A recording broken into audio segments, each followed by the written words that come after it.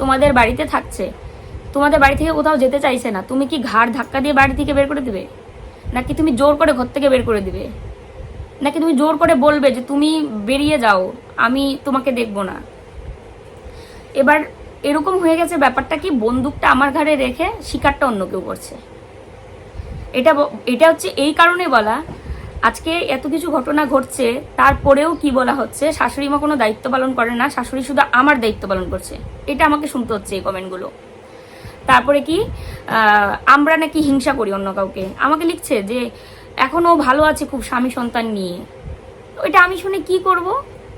আমি কি খারাপ আছি? আমি তো খারাপ নেই, ভগবান আমাকে যথেষ্ট ভালো রেখেছে। সন্তান আমার কপালে এখনো, আমার ভাগ্যে এখনো হয়নি, তাতে কি আসে যায়?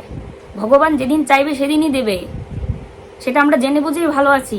এমন না তো যে আমার শ্বশুরবাড়ির আর কে বা আছে, কল্লোল বা আমার শাশুড়ি মা কেউ কোনো কথা শোনাচ্ছে এটা নিয়ে?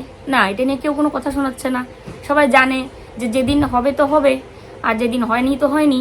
আমরা এটা নিয়ে, একটা তো আছে যে ট্রিটমেন্ট চলছে, সে আমার ব্যাপার, ট্রিটমেন্ট করাবো, বাচ্চা হবে, আমরা আরও বেশি হ্যাপি থাকবো। কিন্তু ওই বাচ্চা ছাড়া যে আমরা আনহ্যাপি আছি বা কোনো কারণে আনহ্যাপি আছি সেটা কিন্তু না। তো আমরা নাকি অন্য কাউকে হিংসা করছি, হ্যাঁ আমার মানে বিভিন্ন কথা। যাই হোক, এবার কথাগুলো হচ্ছে যে এত বড় একটা ঘটনা, সে যেহেতু এত কিছু বলতে পারছে, তার ভিডিও দেখেই তো আসে লোকে আমাকে কমেন্ট করছে।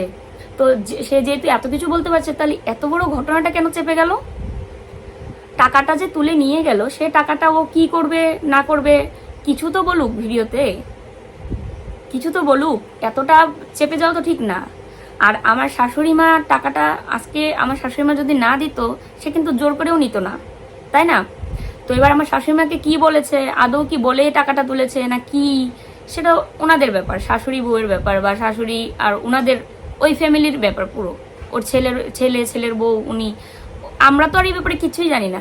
তো আমার কথা হচ্ছে, যেহেতু উনি আমাদের সাথে থাকে এবং বিগত কয়েক বছর যাবতীয় আমার সাথে আছে, হ্যাঁ ওদের এখানেও ছিল, আমাদের বাড়িতেই বেশি থাকছে, তো এখনো বর্তমান আমার এখানেই আছে। এবার সেই জায়গায় আমার জানানো দরকার আমার মনে হলো তোমাদেরকে, নয়তো এটা নিয়ে পরবর্তীতে এমন কিছু আসবে যেগুলো আমরা কল্পনাও করতে পারবো না। এমন কিছু আমার ঘাড়ে চলে আসবে, বা এমন হতে পারে যে আমরা টাকাটা ছুলাম না, ধরলাম না, দেখলাম না, তাও আমাদের হয়তো শুনতে হচ্ছে যে টাকাটা যেহেতু ব্যাংকে নেই, তার মানে ওদের কাছে ছিল মা, তাহলে ওরাই তুলেছে। কারণ হচ্ছে উনি আমাদের কাছে আছে, ওনার ব্যাংকের বই, আধার কার্ড, ভোটারের ফটো, সমস্ত কিছু তো আমাদের কাছে। এবার এটা সবার প্রশ্ন আসতে পারে, হ্যাঁ এই কমেন্টটা অনেকেই করতে পারো যে তাহলে কি ব্যাংকের বই নিয়ে গেছে তোমাদের বাড়ি থেকে, আধার কার্ড নিয়ে গেছে? না, এগুলো কিছু আমাদের কাছ থেকে নেইনি, কারণ আধার কার্ড তুলেছে নতুন করে। এই কথাটা আমি শুনেছি, আমার শাশুড়ি বলেছে এরকম আধার কার্ড আছে ওদের কাছে একটা চকচকে, এটা লুকানোর কিছু নেই। আর আমাদের কাছে যে আধার কার্ড আছে সেটা তো আমাদের কাছেই আছে, ওদের কাছে তো নেই। তো আধার কার্ড এবং ব্যাংকের অ্যাকাউন্ট নাম্বার ছাড়া তো আর টাকা তোলা যায় না। আর যার নামে টাকা আছে সে তো হাতের প্রিন্ট ছাড়া, ফিঙ্গারপ্রিন্ট ছাড়া তো আর টাকা তুলে দিতে পারবে না। তো এই আর কি ব্যাপার, অ্যাকাউন্ট নাম্বারটা কোনোভাবে হোক